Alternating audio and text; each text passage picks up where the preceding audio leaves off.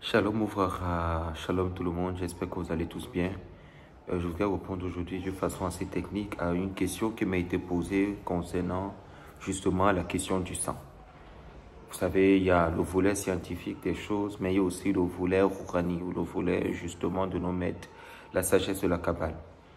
Nous allons aller très rapidement dans le livre comme ça de Shara Kavanot du Ari Akadosh au niveau de la gauche Pessar, où justement il aborde comme ça cette question et je vais expliquer de façon succincte très rapidement pour ne pas perdre beaucoup de temps ce que c'est. Parce que juste après cet enseignement, il va falloir que je réponde aussi à la question c'est quoi les animaux, c'est quoi ceci, selon la sagesse de nos maîtres, selon le savoir qu'on a, selon ce qui est dit dans Shara Kavanot. Donc, je vais aller de façon succincte. Lorsqu'il s'agira de parler des animaux, on va aller dans Shara Mitzvot du Arizal. On va aller dans Shara Mitzvot et on va également voir ce qui est dit là-bas concernant justement la question de la volaille. Alors, vous devez savoir que, il dit comme ça, on a 5 chassadim de Da'at et 5 Gevurot de Da'at. Eux, ils vont avoir besoin de 10 habits que l'on va retrouver dans le Yesod. Ça veut dire que la lumière du Da'at n'a pas besoin de Kelim. Elle a besoin de Kelim que lorsqu'il arrive dans le Yesod. Maintenant, il dit, sache que le nom de Ima, c'est Eke. Pourquoi on a deux noms de Bina? On a Sak d'abord et on a Eke. C'est quoi la différence? Pourquoi on a deux noms de Ima? Il dit, c'est simple. Quand Ima, elle est enceinte, elle s'appelle Eke. C'est-à-dire que quand tu vois Eke, sache que Za, il est en Ibour chez Ima. Quand tu vois ça, sache qu'elle est allumée, elle a accouché, elle est elle-même sans enfant dans son ventre. Il y a d'autres explications, mais ça, c'est vraiment ici, dans peu ça. Ce n'est pas un cas général, c'est ici, dans peu ça. Donc, il dit, il sort d'Ibour. Asher, Hachem Ken, Asherem, Nitre, Ima, Beshem Eke. Il dit, c'est parce que Za est en gestation à l'intérieur d'elle que Ima ou Bina, le pasouf Ima, il va s'appeler Eke. Elle est enceinte. Que chez Touma Bepachat Arayemot, Anna, Atid, le Ulda, Be Ilgali. Il dit, c'est écrit dans Zohar. Le Zohar nous fait comprendre ce secret que dans le futur, elle va accoucher en fait Ulda. Lachen Elu Ayud, Prinot Asher Beyesoda de-Ima. Il dit maintenant, sache qu'on a 10 dimensions de l'Yesod de Ima. Ce sont les 10 Kelim qui vont abriter les 5 Rassadim et les 5 Gevurot. Je ne sais pas si on se suit. Après, il dit Yu Atzachat Shemot Shel Eke. Il dit quoi? Il dit les 10 dimensions qu'on va avoir dans le Yesod de Ima, c'est 10 Shemot Eke. Donc, je vais vous faire une image pour que vous essayiez de comprendre de façon très très simple. Donc, je vais prendre le Eke, je vais le multiplier fois 10 et je dispose en 5, 5. Allez, Eke, et Aleph, He, Yud, He. Je fais fois 5 pour représenter les Gevurot et je viens de ce côté, je fais fois 5 pour représenter les Rassadim. Donc, ce côté, c'est les Gevurot. Rigueur. Ce côté, c'est les Rassadim. La musique. Ça, c'est les 10 sangs. Ça, c'est les 10 sangs. C'est-à-dire que vous devez déjà avoir comme ça cette image. Je vais rapidement parce que c'est des secrets. Je ne veux pas beaucoup rester dedans. Donc, c'est ça qu'il faut avoir en tête, ce dessin-là. Maintenant, voilà ce qu'il dit. Il dit comme ça. Il dit...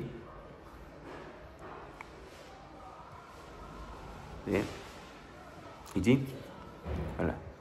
Asara beyesod beima, de asachat beyesod bina de ima, beet asod be malbushim. Il dit, ces 10 noms et qui sont les yesod de ima deviennent les habits, deviennent des habits. El asara roug shel da'at. Il dit en fait, ces 10 noms que tu as vus, ces 10 schémas que tu vois, c'est ça les habits, ce n'est pas des lumières. Donc, ça veut dire que eux, c'est des kelim en fait. Les 10 eke dans le Yesod, c'est des kelim, ce n'est pas des korot. Ils vont devenir des kelim. Donc, je vais vous faire une autre image pour que vous... Ils vont devenir des kelim, des 10 lumières de Da'at. Comprenez?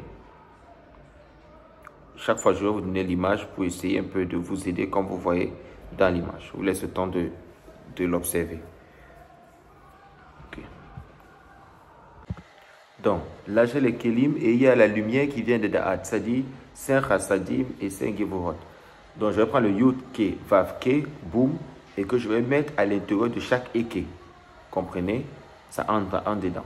Ça entre dedans, ça entre dedans. Parce que nous sommes dans le schéma Eke. On a dit Eke, c'est lorsqu'il est enceinte.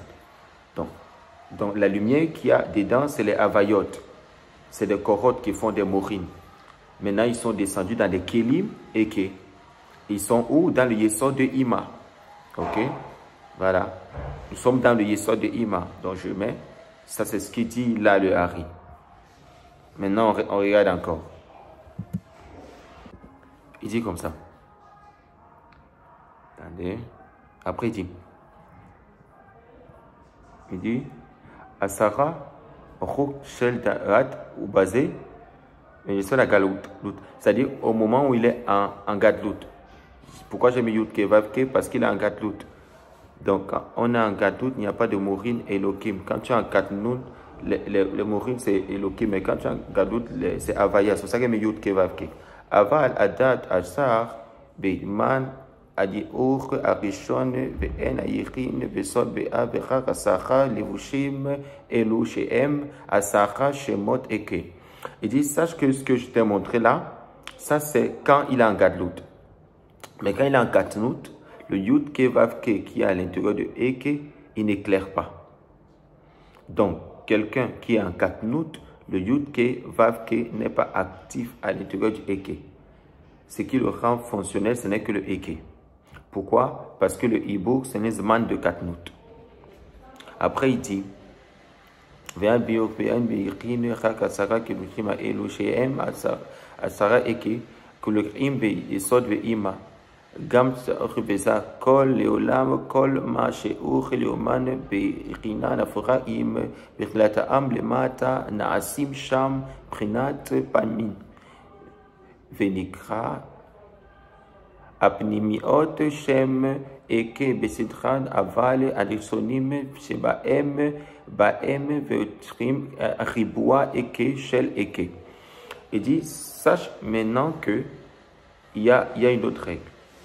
Il dit, tu sais que quand quelque chose, il est dans les arrières en haut, quand il descend en bas, pour qu'il vienne plus haut, il vient dans les faces. D'accord? C'est très technique. Je sais que c'est un peu très technique. C'est de la Kabbale. Bon, j'explique encore. Tu vois, ce Shem Eke. Shem Eke.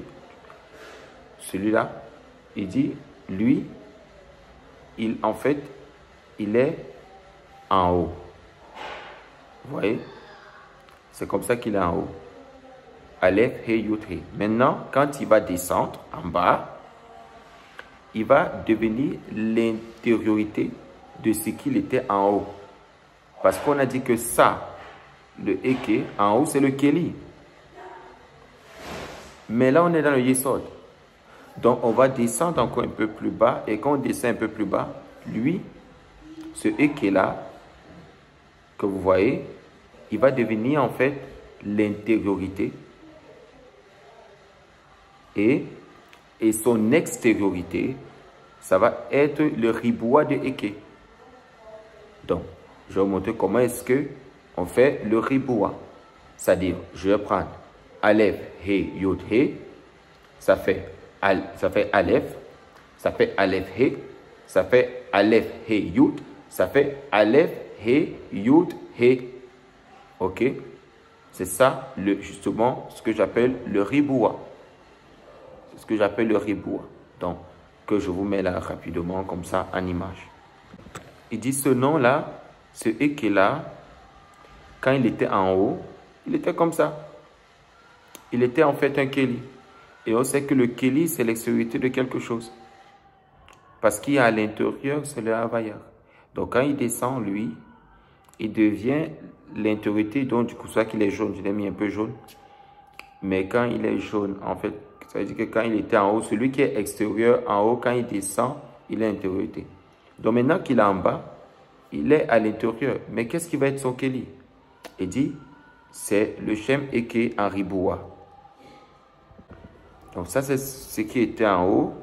Voilà comment ça, en fait, ça devient en bas. Ok, voilà maintenant ce qu'il dit. Attendez. Abnibeen asara eke kesidra. Aval prinat achitsonim. Qui sont les dimensions extérieures. Soit M à riboua shem shel eke. C'est le riboua du shem eke. C'est-à-dire Aleph he. Aolé mad.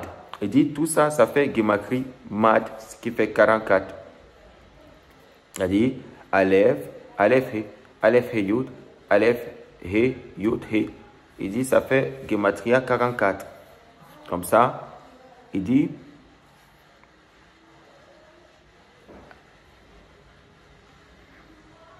Gematria mad benimtsa ki asara shemot de eke de bayesod de ima. Tachim bedaat dezaem beyesod al-raim shlachem ashar asacha beitlashut beza ilasha deza nashiim shem vm seprinat paamin vm asacha panim velo em sof asacha damim she baisha. Il dit une fois que tu as compris ça, les 10 dont je t'ai parlé, et la configuration que je viens de te faire, il faut savoir qu'il y a 10 sangs dans la femme. 10 sangs. Qu'est-ce qu'il faut comprendre? Le sang, en fait, basé sur ce que je viens justement d'expliquer. Le sang, c'est les kelim ritzonim, des kelim pnimim, des da'at de ima. Je me réexplique comme ça, vous comprenez? Donc, je vous remets comme ça le tableau. Le sang, c'est les kelim. Donc, ritzonim, les kelim ritzonim, extérieur du keli, du jaune, c'est-à-dire du keli, du jaune, celui qui est jaune, parce que extérieur, c'est du keli de da'a de ima. Ok? Donc, le sang, c'est le keli du keli. Le keli du keli, c'est le sang. Ok? Donc, ça, c'est le sang. C'est-à-dire, Aleph, Aleph, Yod, He, Aleph, He, Yod, He. Si ça, c'est le sang, le riboua, c'est le sang. Si ça, c'est le sang, le Aleph, He, Yud, He, ça, c'est quoi? Vous avez une idée?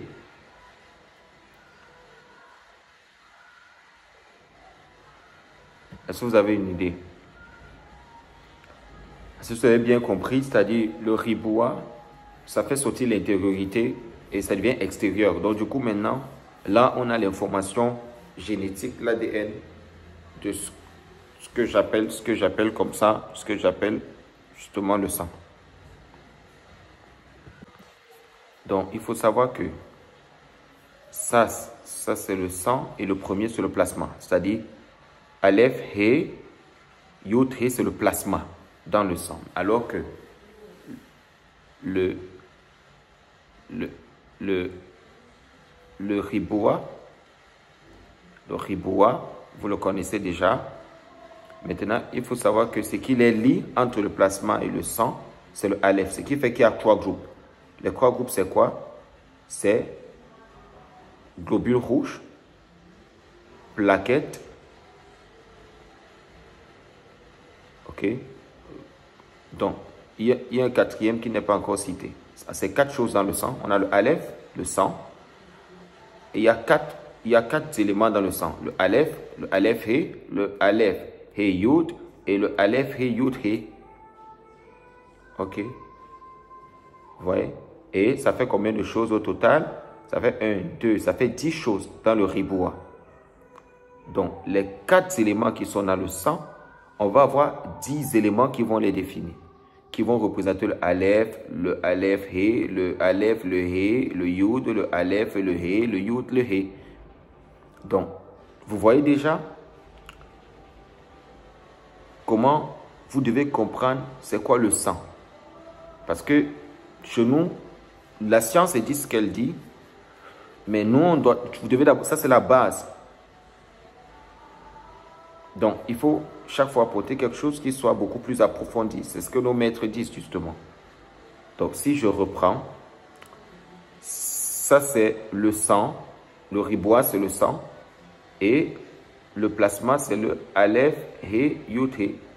Et dans le sang, on a 4 éléments, 4 groupes qui se déclinent à 10 éléments, parce qu'il y a 10 lettres dans le riboua. Ok. Regardez ce qu'il dit. On continue dans le texte. Continue dans le texte. Regarde ce qu'il dit. On est à quel niveau? B1, B2.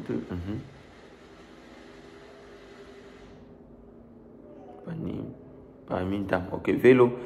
Sod Asara Damin. Sod Asara Damin ve Isha.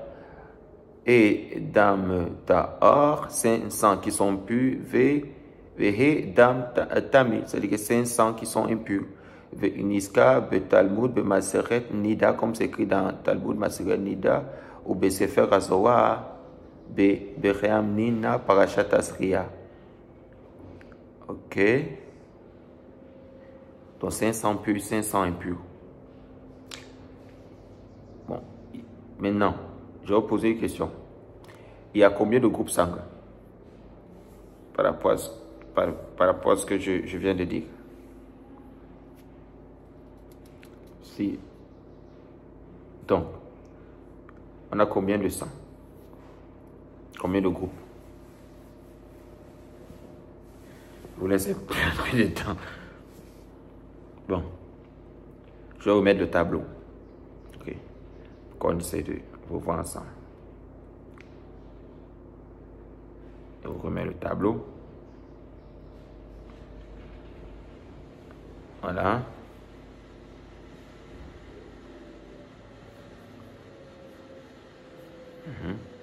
Donc, si je prends le sang, c'est le riboua. Maintenant, il te dit que ce sang-là, il y en a 10. Donc, je prends le riboua, je multiplie fois 10. C'est quand c'est en bas. Le riboua, je multiplie 5 d'un côté, 5 de côté de l'autre, pour montrer comme ça. On a dit taor et tamé, c'est-à-dire saint pur et saint impur. Donc, je sais pas. Donc, ça fait 5 d'un côté. Maintenant, si tu fais fois 10, là, on retrouve 5 d'un côté. S'il faut faire 10, ça fait 100. Et puis, ça fait plus même parce que c'est infini. Parce que si on prend le premier riboua et qu'on l'associe, par exemple, 10 éléments, comme vous allez voir dans le tableau. Donc, en fait, si vous voyez, on a 5 rassadim et 5 gevurot, 5 rassadim. Il n'y a pas seulement 4 groupes sanguins, il y en a des infinis. C'est pour ça qu'on a plusieurs hommes sur la terre. Par exemple, quand je prends la première colonne du riboua et puis que je vais mettre en rouge, je mets tous les gevurot, par exemple, en rouge. Et je vais laisser en noir les rassadim. Comme vous le voyez là, les gevurot sont rouges, les rassadim, je les laisse en noir. Comment est-ce qu'un groupe sanguin est créé? On sait tous que le groupe sanguin est créé par rapport à l'union entre le père et la mère. C'est-à-dire, c'est comme ça, selon comme la science dit, l'union des deux parents forcément qui crée. Comme ça, le groupe sanguin, l'union des deux parents. Donc ça, c'est déjà la base. Donc, En fait, pour faire un groupe sanguin, il y a la combinaison de ce que le papa donne et de ce que la maman donne.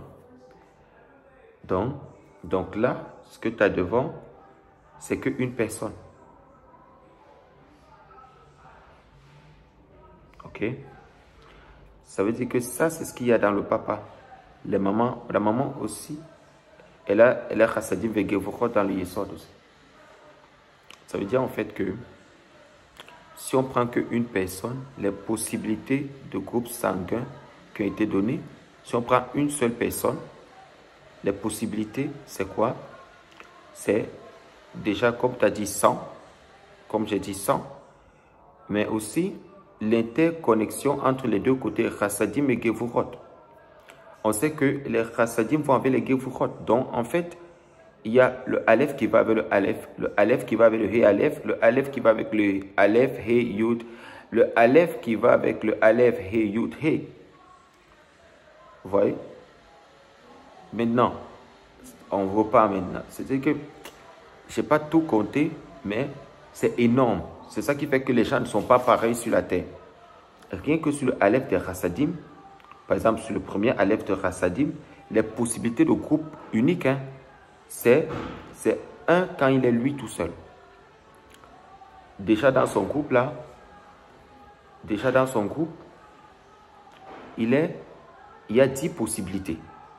Maintenant, lui quand il va avec le aleph de Gevurot, ça fait 11. Donc lui quand il va avec le aleph he, ça fait 12. Quand il va avec le aleph he yud, okay. Quand il va maintenant avec le aleph he yud he, ça fait 14 déjà. Après, tu reprends. Tu prends ce groupe-là, maintenant, tu prends maintenant le He Aleph de Chassadim, et puis tu vas avec le Aleph de Gevurot, et puis tu prends maintenant le He Aleph de Chassadim, tu vas avec le Aleph He de Gevurot, tu continues, rien que la première colonne. Et s'il faut compter, c'est des millions. C'est pour ça que la configuration spirituelle de chaque individu n'est pas la même. Et ce n'est pas fini. Ça, c'est l'homme. Maintenant, il faut aller chez la femme. Donc, c'est quoi cette histoire qu'on nous dit qu'il y a tel nombre de groupes sanguins? Ce n'est pas possible. Il y en a c'est infini. Déjà, nous, à la base, on dit il n'y a pas 7, il n'y a pas 4, il n'y a pas... On a 10 par particule, mais globalement, A, B, O, 4 groupes sanguins, comme il est dit, je ne sais pas d'où ils sortent ça. Donc on te dit non, c'est impossible. Impossible parce que il y a la combinaison même du sang te donne plusieurs possibilités d'existence. Ah, c'est juste une parenthèse. Donc, voilà ce qu'il dit. Attendez, dans le texte. Benyan O. Ke chassadim gevurot veza ine aem chassadim e chassadim ve levushim gevurot al chamisha ve levushim shalom ve chadka ve ched azivug noten ba'ad ni ayesot chez vous. Il dit tout ce qu'il vient de dire là, c'est ce qu'il explique là. Parce que au moment de l'union, chacun va partager négatif, et puis, c'est-à-dire, il y a Taor de Tamé, il y a Tamé de Tamé. Et même dans le sang Taor, il y a Taor de Taor, et il y a Taor de Tamé. Ok? Donc, il t'explique tout cet embranchement-là pour te faire comprendre que les groupes sanguins, ils sont... En fait, c'est le sang qui est le Keli Ritson de Keli de Da'at de Ima. C'est-à-dire, il y a plusieurs possibilités. Les gens ne sont pas pareils. Velo ayesod chez vous, al veyesod anitrar gem et rev veyesod vekol asara levushim penetra yud pa'amim she'em aniskar dam a chassadim a gevurot ve'em avlar nutzer ve'em elu abetan a anukva. Donc, tu sais que le résultat final que tu vas trouver, ça sera forcément multiple de 10. comme tu sais que c'est un multiple de 10 et que 10 est le nombre central, donc tu peux définir à la base 10 groupes sanguins. Mais même si ça se multiplie, se démultiplie à des niveaux presque illimités, n'empêche qu'à la base, on est ce qu'on appelle le nombre central qui est en fait au nombre de 10. Et c'est quoi le 10? C'est les 10 que je vais de montrer, 5 Chassadim et 5 Gevurot. Considère-les comme étant des caractéristiques. Ça veut dire quoi?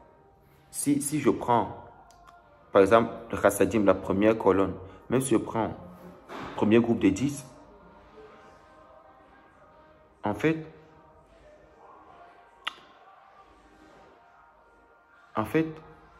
c'est l'expression des mêmes groupes, juste qu'ils sont dits différemment.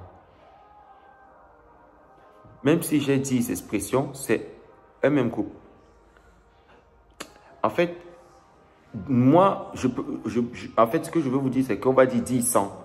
Mais vous devez savoir qu'à l'intérieur, ça se multiplie. Les Chassadim et les Gevurot vont ensemble. Donc, il y a des possibilités énormes. C'est-à-dire, ces 10 groupes vont arriver à se décliner de manière précise jusqu'à l'infini. Donc, c'est ce que vous devez comprendre. Maintenant, basé sur ça, l'adénochrome, c'est quoi? L'adénochrome, en réalité, c'est le dernier point de Chassadim, c'est-à-dire au niveau des Gevurot, au niveau de la dernière colonne. C'est le dernier point là-bas, le Aleph et Yud. C'est ça, là-bas, l'adénochrome.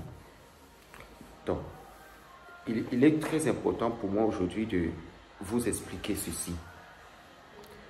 Parce que les gens, ils disent qu'ils sont pareils, ils ne sont pas pareils. C'est un peu codé tout ce que je viens de dire, c'est trop codé, trop codé, trop codé. Mais c'est juste pour vous faire comprendre que lorsque une âme vient au monde, elle vient avec des capacités et des caractères multiples. Elle vient avec des capacités multiples. Ok? Et ces capacités multiples-là, c'est ça qui fait, vous voyez, quand il y a beaucoup de mixage selon le niveau de Torah, parce que la connaissance spirituelle passe par le sang, ça augmente ce que j'appelle les degrés, ça augmente les madrigotes à l'intérieur, comme le dit Midrash Talpiot. À l'intérieur des lettres, ça augmente de degrés, ça apporte un niveau de pureté. Donc, c'est ça que je veux que vous puissiez comprendre. Comprenez?